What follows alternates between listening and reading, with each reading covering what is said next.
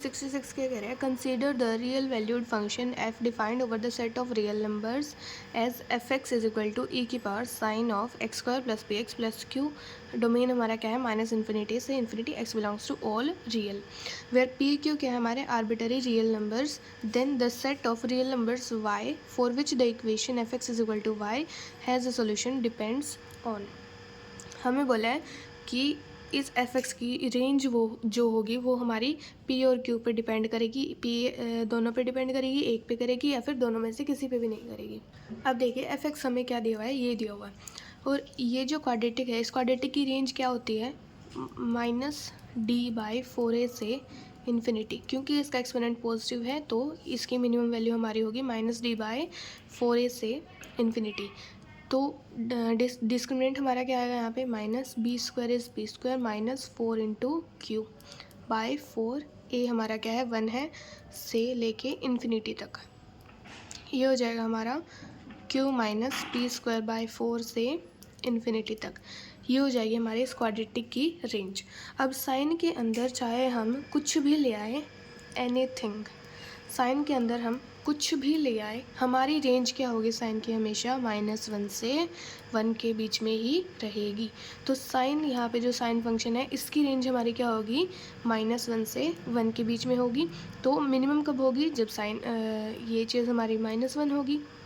तो F x की minimum value हमारी क्या होगी जब ये चीज़ हमारी क्या होगी मिनिमम होगी। ये मिनिमम कब है -1 इसकी वैल्यू जब होगी e की पावर -1, मतलब एफ एक्स हमारा है मिनिमम।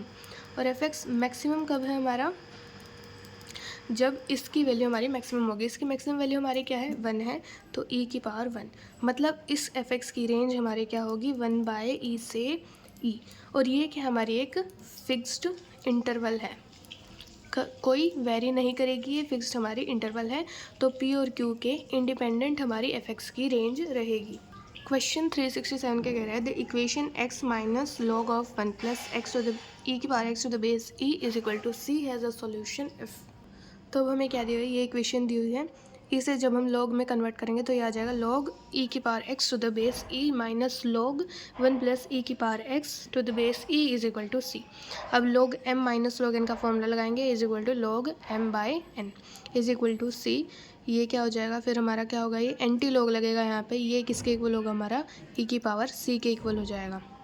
ठीक है, अगर हमें दिया हो लॉग यहाँ पे x is equal to n कुछ दिया हो तो हम एंटी लॉग कैसे लेंगे, यहाँ पे जो ये इसकी वैल्यू हमारे क्या हो जाएगी a to the power n हो जाएगी। तो यहाँ से जब e की पावर x निकालेंगे हम क्रॉस मल्टीप्लाई करके तो वो हो जाएगी e की power c by 1 minus e की पावर c। अब e की पावर x क्या है हमारा हमेशा पॉजिटिव रहता है, हमेशा क्या है इंक्रीजिंग फंक्शन है तो इसकी वैल्यू हमेशा क्या होगी पॉजिटिव।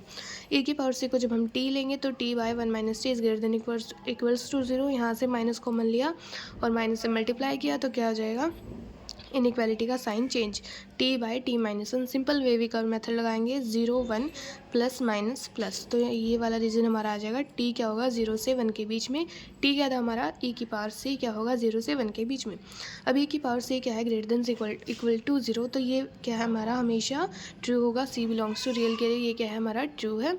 और e की पावर c कब लेस देन 1 कब होगा, ये 1 क्या है हमारा e की पावर 0 है तो e की power c is less then e की पावर 0, तो क्या होगा हमारा c क्या हो जाएगा लेस देन 0। बाकी इसको हम ऐसे भी कर सकते हैं, लॉग लेंगे दोनों तरफ, log to the base e लेंगे तो c is less than log 1 to the base e। Log 1 to the base e हमारा क्या होता है 0, c is less than 0। Question 368 के कह रहा है a real value of log 6x² minus 5x plus 1 can be determined by if and only if x lies in the subset of real numbers defined by। तो अब हमसे क्या पूछा है, इसका हमसे डोमेन पूछा है, ये मतलब डिफाइंड किस वैल्यू ऑफ x के लिए होगा। देखिए लोग यहाँ पे जब x to the base a होता है तो वो कब डिफाइंड होता है हमारा लोग कब डिफाइंड होता है जब x क्या हो ग्रेटर देन 0 हो और a भी ग्रेटर देन 0 हो और a क्या हो हमारा 1 के इक्वल ना हो, तो ये क्या है हमारा तभी हमारा लॉग डिफाइंड होगा। तो x हमारे पास यहाँ पे क्या है 6x² माइनस 5x प्लस 1, तो ये हमारा क्या होना चाहिए ग्रेटर देन 0। साथ में e क्या होता है हमारा 2.718 जो कि क्या है ग्रेटर देन 0 और नॉट इक्वल टू 1 है। ठीक है।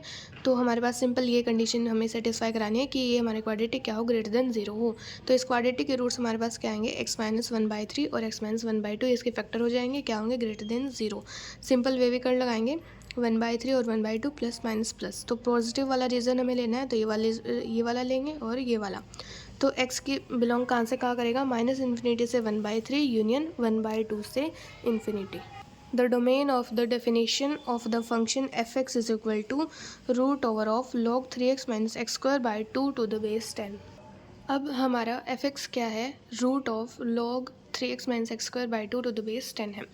अब रूट के अंदर कुछ भी हो, रूट हमारा कब डिफाइंड होगा, जब रूट के अंदर जो कुछ भी है वो हमारा क्या होगा, ग्रेटर देन इक्वल टू 0 होगा। तो ये चीज़ लोग क्या है हमारा, ग्रेटर देन इक्वल टू 0 है। अब मैंने लास्ट क्वेश्चन में बताया था एंटी लोग कैसे लेते हैं। अगर हमारे पास है log x to the base a is equal to n है, तो x हमारा क्या हो जाएगा, एंटी लोग लेंगे तो हमारा x की वैल्यू हो जाएगी a की पावर n। तो वैसे ही ये हमारा x है, ये हमारा a है और ये हमारा क्या है, n है। 3x minus x square by 2 is greater than equal to 10 की पावर 0। 10 की पावर 0 क्या होता है, 1। 2 से क्रॉस मल्टीप्लाई करेंगे तो हमारे पास ये क्वाड्रेटिक बन जाएगी। इसके रूट्स हमारे आ जाएंगे 1 और 2। तो वे भी कर्व लगाएंगे तो क्या आ जाएगा, 1 से 2 वाला रीजन हमारे पास आ जाएगा। सेकंड हमारा लोग कब डिफाइंड होता है, जब हमारा ये वाली चीज़ हमारी क्या हो, पॉजिटिव हो। ये वाली जो बेस है ये भी हमारा पॉजिटिव हो बट नॉट इक्वल टू 1 है। 10 क्या है, पॉजिटिव है और नॉट इक्वल टू 1 है।